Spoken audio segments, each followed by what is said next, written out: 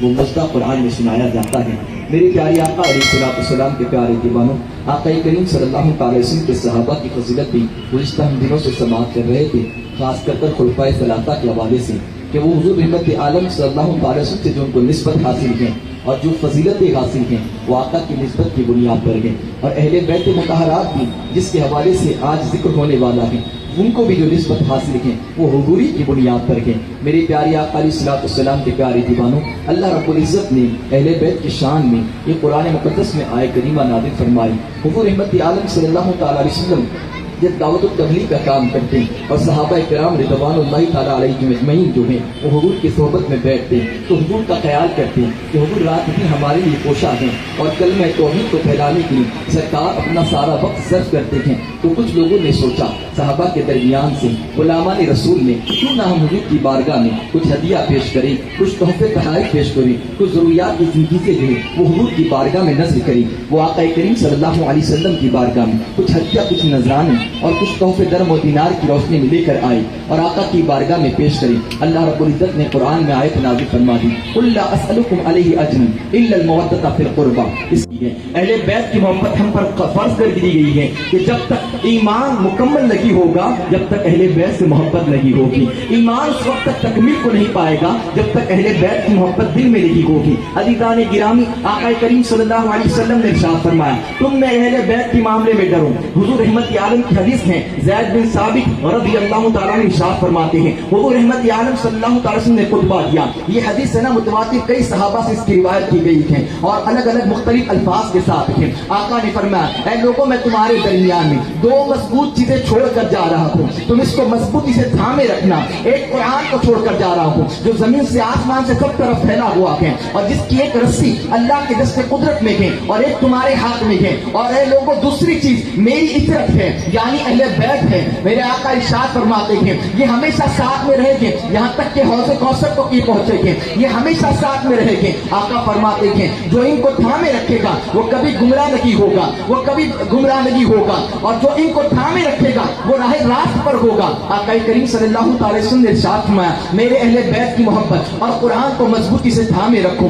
عزیزان گرامی، آپ اندازہ فرمائیں، آقا علیہ السلام اپنے اہل بیت کے حوالے سے فرماتے ہیں، اے لوگوں میرے اہل بیت کے معاملے میں اللہ کی بارگاہ میں ڈرو، اور پھر حضور اہل بیت کی محبت کی طرف رغبت دلاتے ہیں۔ عزیزان گرامی، آقا کریم ارشاد فرماتے ہیں، اے لوگوں تم اللہ سے محبت کرو، اللہ سے بے انتہا محبت کرو۔ کیوں؟ اس لیے کہ اللہ نے تمہیں نعمت عطا فرمائی، اللہ نے تمہیں زندگی دی ہے، اللہ نے تمہارے اوپر رحم کیا ہے، اللہ نے تمہارے لیے جو ہے وہ ساری رحمتیں، برکتیں اور نعمتوں کا نزول کیا ہے۔ تو اس کے خاطر میں، اس کے بدلے تم اللہ کا شکر ادا کرو اور اس سے محبت کرو، اور شکرانے میں جو محبت ہوگی اللہ کے لیے ہونی چاہیے۔ اور پھر آقا فرماتے ہیں اسی اللہ کے لیے تم مجھ سے محبت کرو، اگر تم مجھ سے محبت کرو گے تو گویا اللہ سے محبت کرو گے۔ اور آقا کریم علیہ السلام فرماتے ہیں مفہوم حدیث ہے، اور اگر تم مجھ سے محبت کرنا چاہتے ہو تو میری اہل بیت سے میری خاطر محبت کرو۔ پتہ کیا چلا، اگر اللہ کی محبت چاہتے ہو تو پہلے کس کی محبت ہوگی؟ سب سے پہلے اہل بیت کی محبت کرنا ہوگی۔ جب اہل بیت سے محبت ہوگی تو حضور کی محبت حاصل ہوگی، اور جب حضور کی محبت حاصل ہوگی تو اللہ کی محبت حاصل ہوگی۔ میرے پیارے آقا علیہ السلام کے پیارے دیوانوں، حضور رحمت عالم صلی اللہ تعالی وسلم اپنی اہل بیت سے بہت محبت کرتے تھے۔ المختصر، مجھے جو ہے وہ تفصیلی خطابات نہیں کرنا ہے اور اس پر کافی تفصیل گفتگو کی جا سکتی ہے۔ علماء اہل سنت نے اور ہمارے علماء نے اس پر کافی طویل تفصیل کی ہے۔ اہل بیت کے حوالے سے بھی لوگوں میں شک و شبہات ہیں، لوگ سمجھتے ہیں پنجتن پاک جن کو ہم حضرت علی سرور کائنات، حضرت علی، فاطمہ، امام حسن حسین جنہیں پنجتن پاک کہتے ہیں، ہم صرف انہیں اہل بیت سمجھتے ہیں۔ یاد رکھیں اہل بیت ہمارے نزدیک اور علماء اہل سنت کے نزدیک، اہل سنت کے عقیدے کے نزدیک جو ہیں متواتر حدیث اس طرف بھی گئی ہے کہ اہل بیت ہے کون، تو فرمایا گیا امہات المؤمنین جو حضور کے ازواج مطہرات ہیں وہ بھی اہل بیت میں شامل ہیں، آقا کریم کے گھر والے جو ہیں وہ بھی اہل بیت میں شامل ہیں، حضور کے اہل آبا جو ہیں وہ بھی اہل بیت کے اندر شامل ہیں، حضور کے چچا جو ہیں وہ بھی اہل بیت میں شامل ہیں۔ جو ایمان لے آئے جائے. اور اسی کے ساتھ ساتھ آقا کریم نے یہ بھی فرمایا کہ سلمان منا اہل البیت، کہ حضرت سلمان فارسی کے تعلق سے سرکار نے فرمایا وہ بھی میری اہل بیت تھے. یہ بھی حضور کی حدیث ہے. مگر آئیں ہم جس میں اہل سنت والجماعت والے ان کو بھی حضور کے گھر والے مانتے ہیں، ان کو بھی اہل بیت مانتے ہیں. اور اصل میں جو حدیث خاص کر کے یہ اس طرف روایت کی جاتی ہے اور تفسیر کے ساتھ میں بہت سارے صحابہ کرام نے اس کو روایت کیا ہے کہ حضور کی اصل اہل بیت کون سی ہے. تو آقا کریم علیہ السلام نے ایک اونی چادر لی، یمنی چادر کو اوڑے تھے، اور آقا کریم علیہ السلام نے اپنے ایک جانب حضرت امام حسن کو بٹھایا، ایک جانب امام حسین کو بٹھایا. یہ حدیث بھی ام المؤمنین حضرت عائشہ صدیقہ رضی اللہ تعالیٰ عنہ بھی روایت کرتی ہے اور دیگر اور صحابہ سے بھی روایت کی گئی ہے. آقا کریم نے ان دونوں کو بٹھایا، حضرت فاطمہ الزہرا کو بھی لیا اس چادر میں اور حضرت علی کو بھی لیا. اور پھر اس کے بعد انما یرید اللہ یذهبکم عنکم الرجس واہل البیت واہل البیت، قرآن مقدس کی جو آیت مبارکہ نازل ہوئی طہارت کے حوالے سے، پاکی کے حوالے سے، انما یرید اللہ یذهبکم عنکم الرجس واہل البیت ویطہرکم تطہیرا. فرمایا گیا کہ اللہ فرمایا اہل بیت، اللہ تعالیٰ نے تمہارے جگہوں سے تمام ناپاکی کو، تمام برائیوں کو، ساری چیزوں کو دور فرما دیا.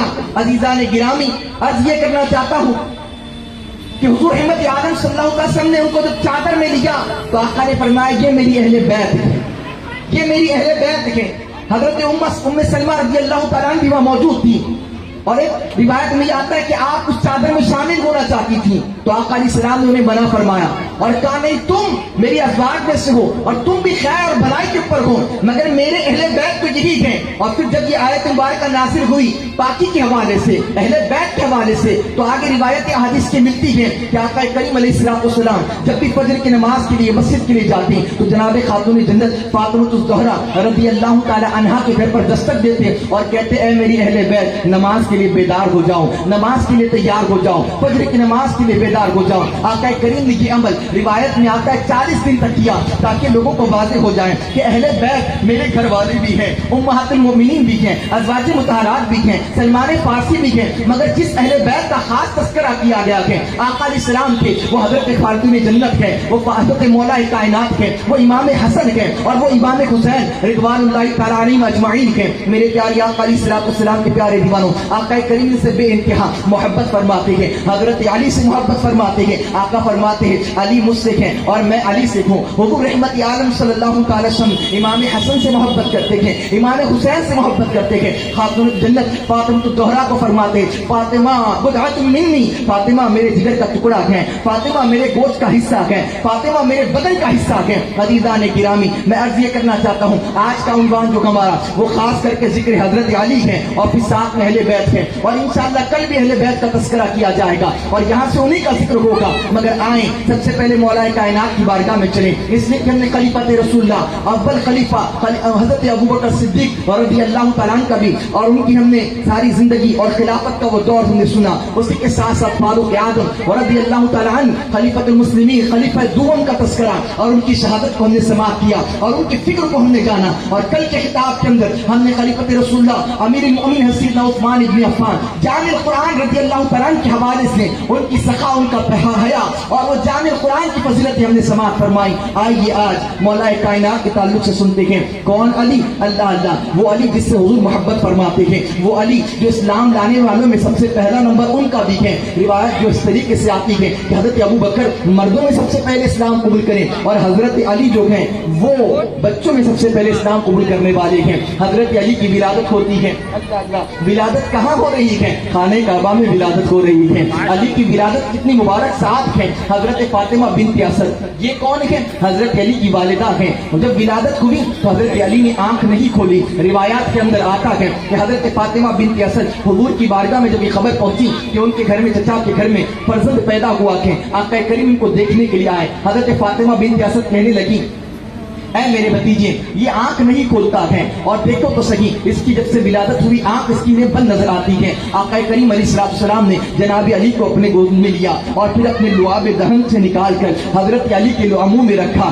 جیسی لعاب مصطفیٰ مولا کائنات کے منہ میں جانا تھا، حضرت علی نے آنکھیں کھول دی اور گویا دنیا کو یہ پیغام دے رہے ہیں کہ میں دنیا میں آ کر سب سے پہلے کسی کی زیارت کرنا چاہتا ہوں تو چہرے والضحیٰ کی زیارت کرنا چاہتا ہوں، مصطفیٰ کریم کے چہرے نور کی زیارت کرنا چاہتا ہوں، اور پھر حضور کی صحبت کے اندر مولا کائنات پروان چڑھتے ہیں۔ عزیزان گرامی، اسلام لانے کا معاملہ یہ رہا کہ حضرت علی نے آقا کریم علیہ السلام کو اور جناب ام المومنین خدیجہ کبریٰ رضی اللہ عنہ کو ساتھ میں دیکھا اور حضور رحمت عالم کو نماز پڑھتے بھی دیکھا، تو حضرت علی نے پوچھا کہ یہ آپ کیا کرتے ہیں؟ آقا کریم علیہ السلام نے اسلام کے حوالے سے، اللہ کی وحدانیت کے حوالے سے مولا کائنات کو بتایا، کام میں بھی پڑھنا چاہتا ہوں، تو کہا پہلے اسلام قبول کرنا ہوگا، اور اس کے لیے میں چاہتا ہوں تم اپنے باپ جناب ابو طالب سے جو ہے وہ مشورہ کر لیں۔ حضرت علی نے جا کر مشورہ کیا اور آقا کریم کے ہاتھ پر اسلام قبول کیا۔ تو بچوں میں سب سے پہلے، کیونکہ اس وقت تقریباً آپ کی عمر 8 یا 10 سال بتائی جاتی ہے، آپ نے اسلام کو قبول کیا۔ میرے پیارے آقا علیہ السلام کے پیارے دیوانوں، حضرت علی اسلام قبول کرتے ہیں اور پھر کیا معاملہ ہوتا ہے، جب سے حضور کی رفاقت میں آ جاتے ہیں اپنا تن من دھن سب حضور کے لیے فدا کرنے کے لیے تیار ہیں۔ ہے چھوٹے سے، آپ نہیں جانتے، میں نے گزشتہ روز آپ کو بتایا جب کوہ صفا سے آقا کریم نے ارشاد فرمایا کہ تم اللہ کی وحدانیت کا اقرار کرو اور کلمہ توحید کی دعوت دی، تو ابو لہب نے جو ہے وہ لازمہ کلمات کہے اور اس کے بعد ساری بکواسیں کرنے لگے۔ آقا کریم علیہ السلام نے اپنے رشتہ داروں کو بھی گھر پر بلایا، کھانے کا اہتمام کیا، سب تک تو لوگ بیٹھے تھے اور حضور کی بات سب سماعت کر رہے تھے۔ پھر آقا نے فرمایا میں تمہیں ایک خدا کی طرف بلانا چاہتا ہوں۔ لوگوں نے کوئی ساتھ دینے کے لیے تیار نہ ہوا۔ آقا نے کہا کون میرا ساتھ دے گا؟ کوئی شخص آگے نہ آیا حضور کے رشتہ داروں میں، عزیز و اقربا کے اندر اس وقت کوئی کسی نے اسلام قبول نہیں کیا اس وقت، اور کوئی ساتھ دینے کے لیے تیار نہیں ہوا۔ حضرت علی روایت میں آتا ہے وہ کھجور کھا رہے تھے، چھوٹے سے بچے ہی تھے ابھی پیچھے، مگر حضرت علی نے دیکھا حضور کے چہرے والضحیٰ کو، تو آپ کے حضور کے چہرے کے اندر جو آثار نظر آئے، فوراً حضرت علی اپنی ایڑی کے بل پنجوں کے بل کھڑے ہو گئے اور کہنے لگے یا رسول اللہ میں آپ کا ساتھ دوں گا، اسلام کے لیے میں آپ کا ساتھ دوں گا۔ لوگ کہہ رہے تھے کہ بچہ محمد عربی کا ساتھ دے گا۔ آقا کریم علیہ السلام کی سنگت میں مولا کائنات رہے۔ عزیزان گرامی، پھر کیا تھا، حضرت علی کی پرورش کا معاملہ ہوا تو آپ کے والی ابو طالب جو ہے وہ حضور کے چچا ہونا ہے، انہیں کثرت عیال تھی، تو سرکار دو جہاں نے حضرت عباس رضی اللہ عنہ سے مشورہ کیا ہم کیوں نہ یہ کریں کہ حضرت جناب ابو طالب سے جو ہے ہم جا کر ان کے بچوں کو اپنی ذمہ داری پر لے لیں، آپ ایک کوئی ذمہ داری لے لیں اور میں کسی کی ذمہ داری لیتا ہوں۔ آقا کریم جاتے ہیں ابو طالب سے کہتے اپنے چچا سے کہ آپ جو ہے اپنے فرزند کو ہمارے حوالے ہماری پرورش میں دے دے، اور آقا کریم حضرت علی کو لیتے ہیں۔ حضرت علی فرماتے ہیں وہ پہلا وقت تھا کہ جب آقا کریم نے اپنے گھٹنے مبارک پر آئے اور مجھے کہا علی میرے سینے سے لگ جا، وہ علی کا معاملہ تھا، جیسے میں مصطفیٰ کے سینے سے لگا اور پھر میری زندگی میں انقلاب پیدا ہو گیا، میری زندگی تبدیل ہو گئی۔ ایک وہ وقت تھا کہ جب حضور سے میں نے اسلام قبول کر کر حضور کی آغوش میں آیا تو سرکار کے سینے مبارک سے چمٹا تھا، اور ایک وہ وقت تھا کہ جب آخری وقت مصطفیٰ کریم کو قبر انور میں اتارا جا رہا تھا تو علی کا سینہ مصطفیٰ کے سینے سے لگا ہوا تھا۔ عزیزان گرامی، حضرت علی رضی اللہ تعالیٰ عنہ حضور رحمت عالم صلی اللہ تعالیٰ علیہ وسلم سے سنگت میں رہتے گئے، مکہ کی تمام تکالیفوں کو مولا کائنات نے برداشت کی، اور جب ہجرت کا حکم دیا گیا کہ مکہ سے مدینہ تمہیں ہجرت کرنی ہے تو آقا کریم علیہ السلام کو رات کے وقت، جیسا کہ ہم نے سنا کہ صدیق اکبر کو سرکار دو جہاں نے فرما دیا تھا ابو بکر ایک وقت آئے گا رات کا جب ہمیں ہجرت کرنی ہوگی اور ہجرت کے ساتھی تم میرے ہوگے۔ حضرت ابو بکر کا ہم نے واقعہ سنا کہ آپ اس وقت ہر رات کو جاگا کرتے تھے۔ آقا کریم علیہ السلام کو بھی جب ہجرت کی رات میں حکم دیا گیا کہ اب آپ کو ہجرت کرنا ہے تو حضرت سرور کائنات نے مولا کائنات کو بلایا اپنے حجرے کے اندر اور پھر فرمایا علی یہ فلاں فلاں امانتیں میرے پاس ہے نا، کفار و مشرکین کی، جو مکہ کے وہ کفار جو باہر تلوار لیے کھڑے تھے اور جنہوں نے یہ پلاننگ کر لی تھی کہ اگر محمد عربی اس طریقے سے دین کا کام کرتے رہیں اور دعوت و تبلیغ کیے تو پھر مکہ کے اندر کوئی ایسا نہیں بچے گا جو ان کا کلمہ پڑھنے والا ہو، اور سب ہمارے باطل خداؤں کے جو ہیں وہ مذہب کو چھوڑ دیں گے۔ عزیزان گرامی، انہوں نے یہ طے کیا کیوں نہ شمع محمدی کو گل کر دیا جائے، تو کہا یہ کون کام کرے گا، اگر کوئی ایک کرے گا تو محمد عربی کے خاندان والے اس کا قصاص لیں گے اور بدلے میں اس کے خاندان والوں میں کسی کو قتل کیا جائے گا۔ تو کہا کیا کیا جائے، کہا مل کے قبیلے والے سب آ جائے جائے, اس میں سے ایک ایک مجاہد جو ہے وہ قبیلے کا سردار آ جائے اور وہ سب مل کر ایک ساتھ وار کریں گے, تو محمد عربی کے خاندان والے اس کا بدلہ اکیلے نہیں لے پائیں گے, اور پھر یہی ہوگا کہ ان کو دیت دے دی جائے گی بدلے کے اندر, اور ہمارا معاملہ بھی ختم ہو جائے گا. یا عبور کے حجرے مبارکہ کے باہر وہ سارے کفار و مشرکین تلواریں لیے, ننگی تلواریں لیے, آقا کو شہید کرنے کی نیت سے گھر کے سامنے کھڑے گئے, اور حجرے کے اندر میرے سرکار حضرت علی کو بلاتے ہیں. حضرت علی سے کہتے ہیں, علی یہ فلاح کی امانت ہے. وہ کفار و مشرکین مکہ کے جو حضور پر ظلم اٹھاتے تھے, جو اونٹ کے ایج بھی رکھ دیتے تھے, جو کانٹے بچھاتے تھے, جو عزا رسانی کرتے تھے, جو تہمتیں برداشت کرتے تھے, جو پتھریں برساتے تھے, آقا کریم کے پاس ان کی امانتیں بھی تھی. آپ نہیں جانتے ان کا حال یہ تھا, جب سرکار نے کوئی صفا سے اعلان کیا تھا اللہ کی وحدانیت کا, تو لوگوں نے کہا تھا محمد عربی بتاؤ نا دلیل کیا ہے کہ تم اللہ کے نبی ہو. تو آقا کریم علیہ السلام نے کوئی دلیل میں معجزہ نہیں پیش کیا, بلکہ سرکار نے فرمایا کیا تمہیں دلیل چاہیے, کیا یہ کافی نہیں کہ میں نے اپنی زندگی کے 40 سال تمہارے درمیان گزارا ہے اور تم ہی مجھے صادق و امین کہہ کر پکارتے تھے. صداقت کے حوالے سے, امانت کے حوالے سے مسلمانوں آج دعوت و تبلیغ کی بات کی جاتی ہے. ہم لوگوں تک اسلام کو کیسے پہنچائیں, ہم اسلام کی شمع دنیا میں کیسے بچائیں, ہم پرچم اسلام کو کیسے بلند کریں, ہم غیروں کو کیسے متاثر کریں کہ وہ اسلام کے قریب آئے. تو یاد رکھنا بزرگان دین اور صوفیہ کا یہی کردار رہا ہے کہ حضور رحمت عالم کی زندگی پاک کا بھی جائزہ لے. 40 سال سرکار نے اپنی زندگی ان کے درمیان رہ کر گزاری, صداقت کے ساتھ, امانت داری کے ساتھ. اسی لیے تو وہ لوگ آپ کو صادق و امین کہہ کر پکارتے تھے اپنی ذات کی بنیاد پر.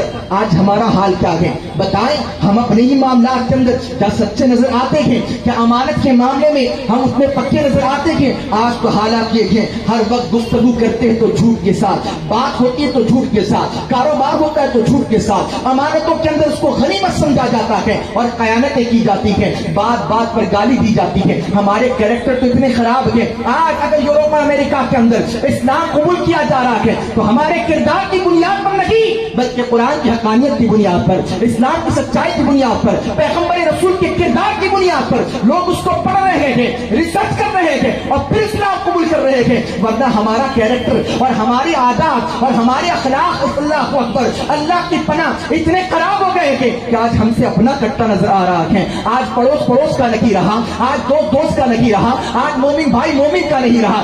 آج گھنے رہے دیں, دوست اور پڑوس تو اپنی جگہ پر ہیں, آج بھائی کا نہیں ہے اور باپ بیٹے کا نہیں.